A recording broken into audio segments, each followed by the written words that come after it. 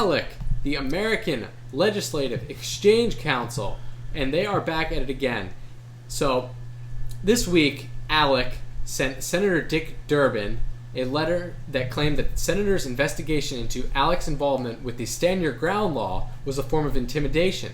This letter was supposed to have carried the clout of about 300 state legislators who signed on to it, but according to an investigation by the progressive group ProgressNow, many of the signatures on those letter were falsified and duplicated.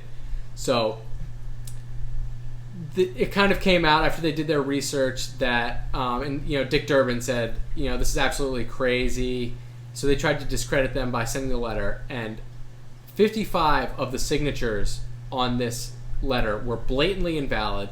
When this progressive group Googled the bill and the names that were on there, 7 of the signatures were unidentifiable, 4 were spouses of elected lawmakers, and 35 of them were duplicates.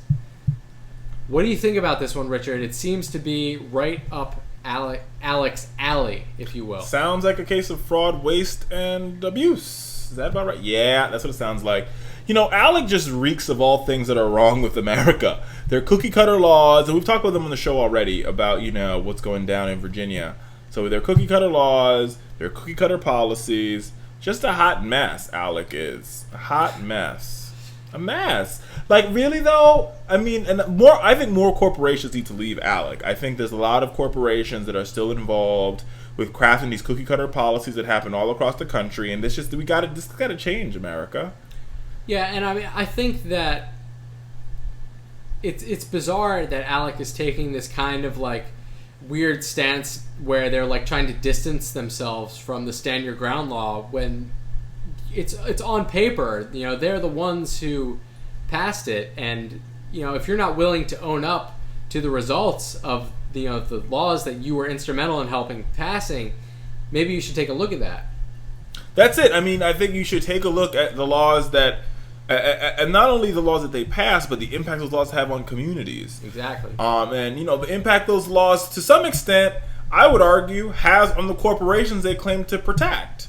So you pass these crazy laws that don't raise the minimum wage. That means people can't go buy more things. They're all sorts of wrong in all sorts of different type of ways. Like, I don't even want to get started because we've been talking all night about how wrong and how crazy ALEC is, and the fact that these laws are dictated not by the people that elected. It's like, all right, everybody uses this example. I think I'll use it again.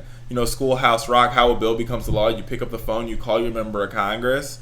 ALEC is the antithesis of that because you don't do any of these things. In your state legislature, they just basically go online, they print out some laws from ALEC, and they just submit them to the clerk as change is their name, and change the name. It's like 5th grade plagiarism. Seriously.